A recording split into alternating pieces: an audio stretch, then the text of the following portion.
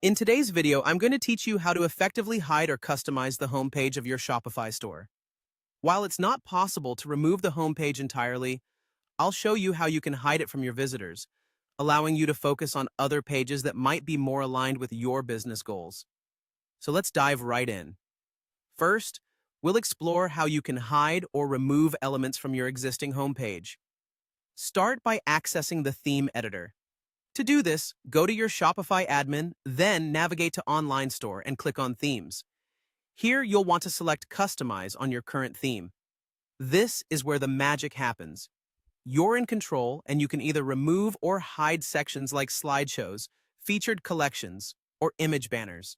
Simply click on the element you want to change and choose the option that suits your needs, like Remove Section or Hide Section. Now, let's go a bit deeper. Within each section, there are smaller elements known as blocks. These might be text, images, or buttons.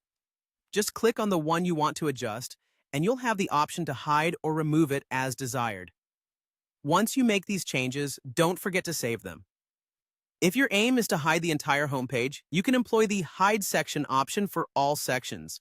Make sure to save your changes so they take effect immediately. Now, if you're looking for a fresh start, creating a new homepage might be the way to go. This involves using a page builder app, which you can find in the Shopify App Store.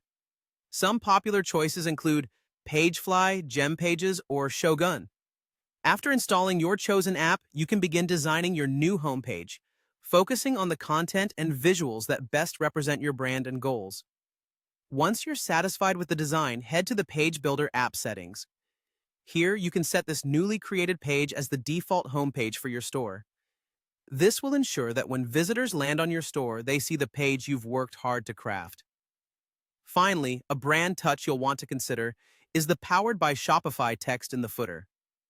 To remove or customize this, go to Online Store, then to Themes, and click on Actions followed by Edit Default Theme Content.